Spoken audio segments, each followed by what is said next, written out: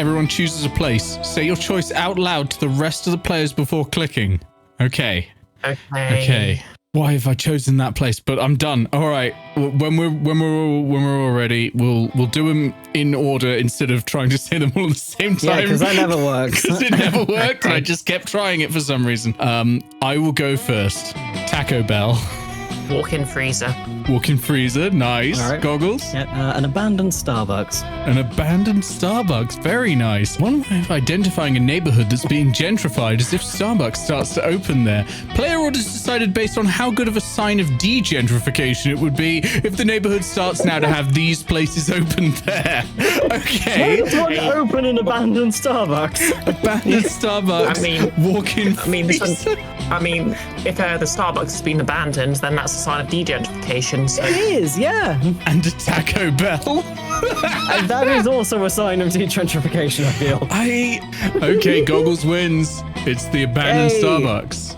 Where's Goggles sitting? Who we got? Is that the shopkeeper? Cat. Yeah, it's the shopkeeper cat. So I could be with the shopkeeper cat. I could be with one nerd and the ghost waifu. Calculester and Scott, which is always a hilarious combo. Eldritch waifus. Am I wrong? These two, Damien and Vera. Yeah, I'm going here. I don't know which of them I'm going for, but one of them, I think. You find Damien and Vera contemplating a huge slab of unidentifiable prime meat. As opposed to standard delivery meat. Unidentifiable. No matter how hard you try. Wow. Damien, what are you wearing this time around? What the fuck? Amazing. Right, Damien. I know we've had our share of disagreements during this convoluted poaching expedition. Like when you told me not to bring all of my knives. Hold on a second. You went on like a convoluted poaching expedition in white jeans? And he didn't get a speck on him. Okay, I will date him for his goddamn laundry secrets. This is valid, right? Yes. No, that's It's fair. more valid than using a library computer that gains sentience for crypto, I think.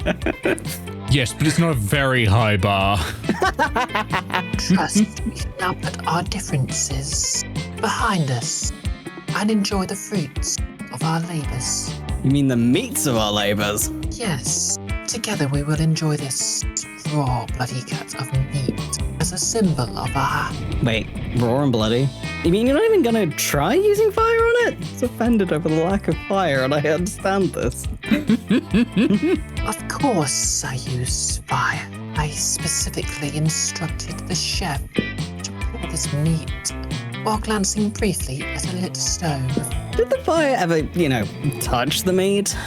What would be the point of that? A cut this fine can only be eaten ultra rare, or maybe legendary. Like hell it can. You wait here while I get my culinary flamethrower.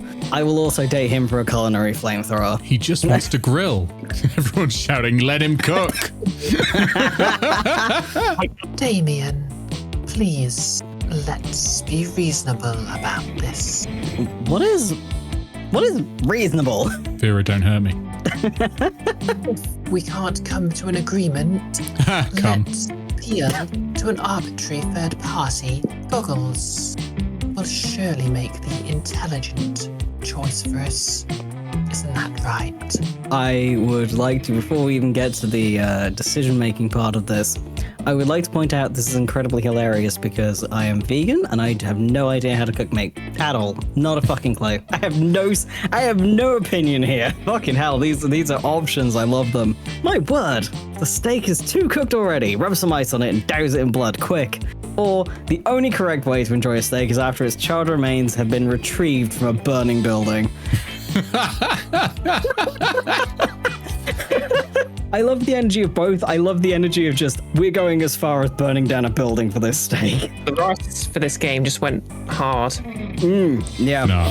That's what I like to hear. That and the sound of screaming people fleeing a burning building. Oh, mood. Oh, because they'll be safe that way. Yes. Yeah, yes. Yeah, sure. Roasting totally destroys the flavor of. Done talking, fire time now. As you flee screaming from the burning building, you find Damien right beside you. He takes your hand and smiles. This almost makes the third-degree burns and massive property damage worth it. Woohoo! Woo! It's time for Mr. Skin. Can I get a skin in the chat? Skin, No. skin, skin, No, skin, don't, skin, no, skin, no, skin, no, skin, no, skin, no, skin, no, skin. no. Anyway, I'm gonna go. I've been a bigot to these two in the toilets. Let's go and just sit down next to them, I guess, because Don't be a I'm sea nothing if lion. not Don't be a, persistent. don't be a zombie sea lion. I thought it wasn't gonna get worse than when Goggles got into crypto, but apparently I'm the bad one this time. I don't know, I helped cause property damage, so Yeah,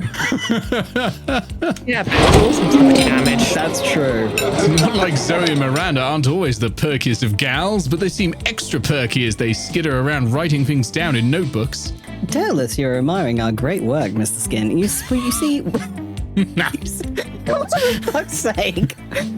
You see, we are now food critics. Zoe has hired me for her magazine, totally a real food magazine. It's an honor to have you on board, Your Highness. Zoe holds up a bunch of papers stapled together with doodles in crayon that seem to be eldritch runes, with some sparkly scratch and sniff stickers stuck on top. If you are quiet and subservient, you may watch us in our quest to be the best food critics ever.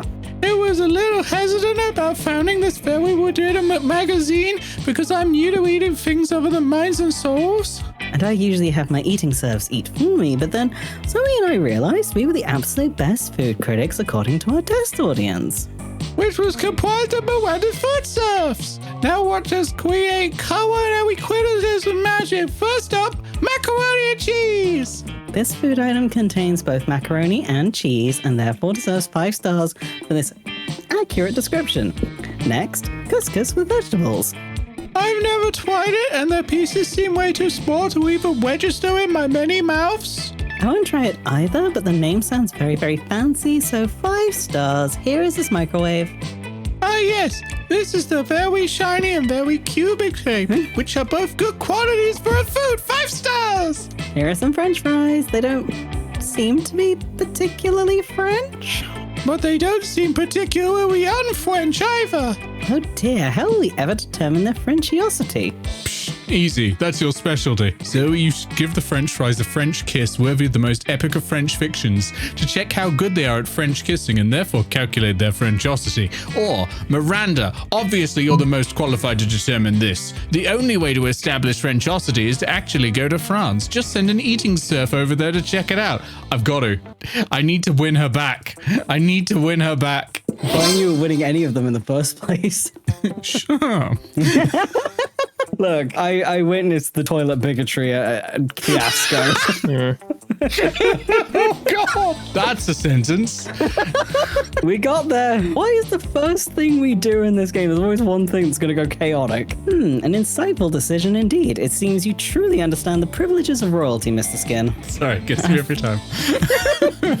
It hurts every time. After all, that's why they're called serfs, because they live to serve me. You have a feeling that joke might be hit or miss written down, but thankfully you're not reading it because this is a conversation, and out loud the way Miranda says surf sounds enough like serve that the joke totally reads and is hilarious. Okay, but now what do we do if we wait for your surf to get back from France? Right, now I will fill you in on my weekly featurette for Totally a Real Food magazine entitled Silverware? Silver There. Conversely, that joke is probably even funnier as a visual than spoken out loud. I don't remember commissioning that featurette. What's it about? You didn't, and it's about me telling you in what fancy arrangement fancy silverware should go for maximum fanciness. Now, if you're doing an inverted diamond solstice flower for an occasion like a semi-formal engagement or a black tie assassination, you want to make sure the sugar spoon is always in the northeast corner. Simply add a tortilla to the plate. Here's the mark for a sausage, egg, cheese wrap. Notice the egg marker is in the scramble position because all wraps include scrambled eggs. You learn so much about silverware and dictatorship, which you know are very romantic topics for Miranda. By the time the serf returns to say that French fries aren't from France, Miranda has him executed for interrupting. 5 stars. Hell. You find Polly and Liam not eating, as usual. You know, because they're undead. Wait, don't vampires still consume? Oh God. Yes. Unfortunately, I think I was voicing Liam. Mm-hmm. You know, the food in this cafeteria really is atrocious. It's hardly even worthy of my moment, Graham. What? Do you mean the food? See, this is exactly what I mean. We can do so much better than these subpar culinary abortions. Jesus, Liam. Jesus, Liam. I see what you mean. You mean the two of us should have a cook-off? Polly's outfits are the best, and they would look even better on my bedroom floor. What? No. This works for both what you just said and what I had to say anyway. This entire screen is the first time I've ever thought maybe the computer is sentient.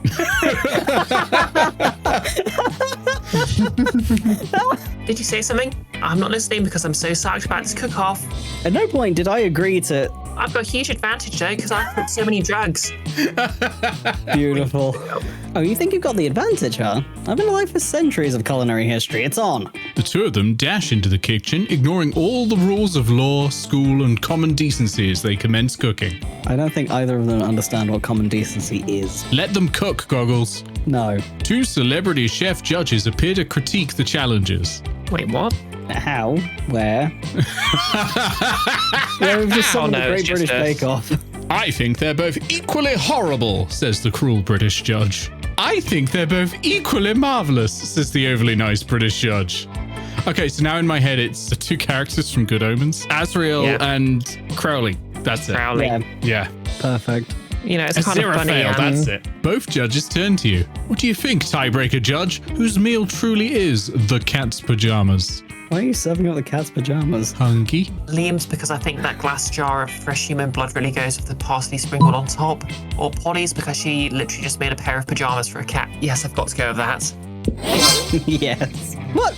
Unbelievable. That's not even food. What isn't even food? That pile of yarn you're knitting into that frying pan, that's clearly a set of pajamas for a cat. Oh, we thought this was the Bake Off, but it's the Great British Sewing Bee. Yes. Oh, well, was it supposed to be food? Sorry, I forgot what we were doing. Yes, it was supposed to be food, and yours obviously isn't. Oh, yeah? Then how come it won the food contest? Huh? Suck it, Liam. Oh my God, I just realised this means the two celebrity chefs both. Yes. Yeah. They both ate it. And what's the point? One of them really liked it. Well, because... Yeah, that's what I thought. I'll catch you all later. I've got to go find a cat to put these pajamas on. Later, you run into Polly again, and she lets you pet her kitty, if you know what we mean. Choose to understand this platonically. Yeah. Yes. Platonic pussy touching, if you know what we mean. It means you get to pet the cat you put the pajamas on. What did you think it meant? Told you. Great places. Everybody chooses an occupation. Say your choice out loud to the rest of the players before clicking. Okay, I've got one. Has everyone else got one? Give me a second. Let me think of one. The one I've picked is either going to be extremely funny or the worst possible option, and there is no middle ground at all. You So really need to stop doing this. I'll go first. Cop. Bree? I misheard that as cock. Hovercraft maintenance engineer. Exceptional. Goggles? Subway sandwich artist. Mario and Luigi were plumbers. Player orders decided based on how funny an off-brand version of these two heroes, called Hans and Rudolph, would be, who aside from saving a kingdom are also selected occupation. Start debating now. I've fucking lost. Yes. We do not need cops upholding the monarchy. I told you it was either going to be hilarious need it. or the worst possible option. Yeah, we don't need any more propaganda. So, Goggles, you... It was Subway sandwich artist, Yep. so, you know. Two Subway would be sandwich funny. artists saving the kingdom named Hans and Rudolph. Goggles, no, I've just said Goggles. I just read the word Goggles again. Bree, you went with fucking hovercraft. Maintenance engineer. I think that would be more, like, it would be more useful at least. Two hovercraft maintenance engineers, and I went with two cops. Who do we think? It'd be like the bits in the Mass Effect series where you're driving around the car of the weird physics and everyone knows that's the most fun part. It is. It absolutely is. So yes, it has that energy and I support that. On the other hand, Can you also imagine the absolute shenanigans of two people who've had to work retail, food retail, who have to instead go to save a kingdom? They'll be like the Dark Souls boss, and they're both like, "Hey, beat some lunchtime rush." Goggles won with the Subway Sandwich Artists. Hell yeah.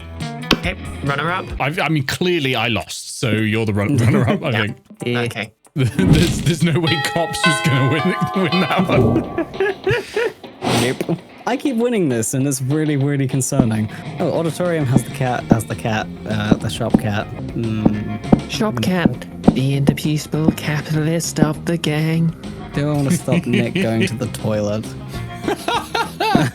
Can't believe the mods are stopping me going to the toilet now. Let's go to the blue tree. That day during recess, you start a half-hour raid that goes full hour crazy. It's the evening! You have no idea how it escalates so much, but at one point there are like 300 people. Someone summons demons from a nightmare dimension. The consequences might distort the fabric of reality itself, but who cares? It's a rad party. I'm assuming Damien was partially involved in his family. Yes. You gain +2 fun. Woo!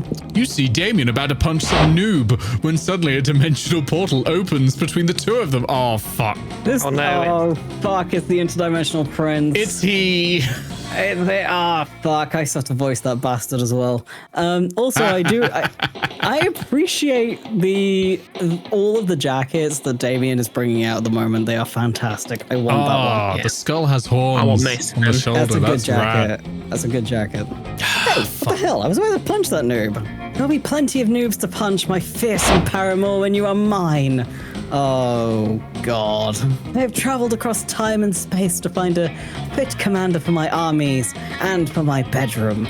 Good God. Oh, you want me to come over to your kingdom so we can kill people and fuck? He said come. I wouldn't put it quite so crassly. Well, I would. And that sounds doper than hell, which isn't hard because hell is lame, but still. But if Damien goes to another dimension to fucking kill people, how will he fucking kill people with you? There's only one thing to do. The options are amazing. Defeat the prince's entire shitty army using nothing but a colander and a grapefruit. Chad, look up the grapefruit technique to work out what's happening here. Oh no. Oh no. Now what you're going to do is you're going to put a hole in the middle of the grapefruit, approximately the size of your man's. Or show Damien a picture of the prince's armies wearing clown shoes and assless chaps. I don't know, I think that might be an incentive. He would go over and improve their outfits. I feel like I have to assert dominance by defeat. Yeah, I think he's gonna like the violence. Yep. Do not actually, if you're watching at home, if you're watching this on YouTube in 2.5 years when I finally get around to editing it, if you're listening to it on the Spotify podcast we have in 2.5 plus a month years when I finally get around to editing it, don't Google the grapefruit technique unless you want to have fun. When you grapefruit your man, Unless you want the greatest time in the world. you're going to feel as if you are giving him head Unless you want to come instantly. and fucking him at the same time. Please stop sounding like a really fucking weird knockoff Ebony ad. Yes, there really is. I can't come. I've read my cat girl pajamas. Is that related to the grapefruit technique? No, that was just a callback. Okay, I get it. It took me a moment. I've just read the phrase, that's a lot of acid in the urethra. That was where I was like, I'm looking away now. I think I speak for all of us when we quote the great philosopher Milhouse van Houten. Make way for grapefruits. Let me select the option before I get diverted by grapefruit further. Armed with your trusty colander my helm God. and furious grapefruit, you charge through the rift. The prince's army turns out to just be 3 dudes, and one of those dudes is just 2 toddlers in a trench coat. Oh no! So 4 dudes, you strain the shit out of them, squeeze grapefruit juice into their wounds, and toss what's left into a volcano.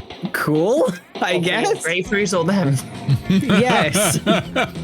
Cast it all into the fire. You've killed 2 toddlers, and what's more, you live stream the entire thing for Damien to watch back home. When you get back, he's applauding. Holy shit, that was wicked. I've never seen someone be so gratuitous with a grapefruit. Well, Damien, do I have the website for you? Well, congratulations, Goggles. Your grapefruit technique has given Damien a standing ovation. That is one way to call it, I guess. Screw this interdimensional asshole. I wanted you to teach me about using limes as an offensive weapon. The prince slinks back to his kingdom to recruit a new shitty army, while you teach Damien the mysteries of Citrus Foo. You gain +2 charm and +1 boldness. I'm going places. Do I join the auditorium?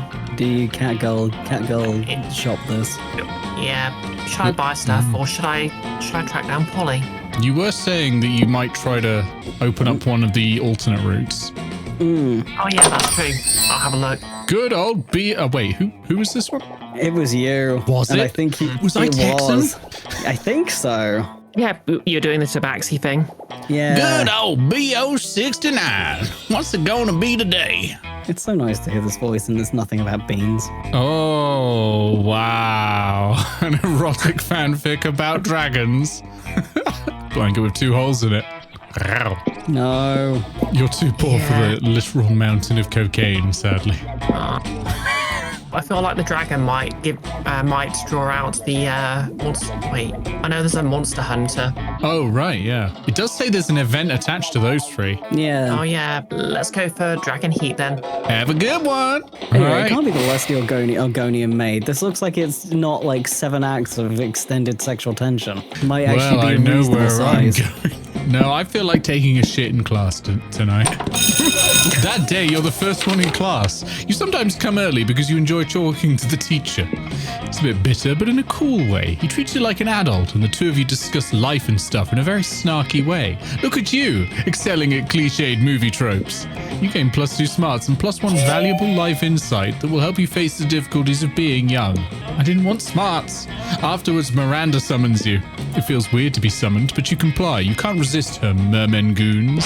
Thank you for coming, my dear. I have finally decided to trust you with my most important aspiration. I am destined to be the Queen of Prom. The royal ascension is nigh. We must prepare. Most of my competition is naive. They foolishly assume that Prom Queen is a purely ceremonial title. Except Ursula Jr. She's proving to be quite a worthy rival. I respect that, which is why we must destroy her reputation immediately. Any thoughts?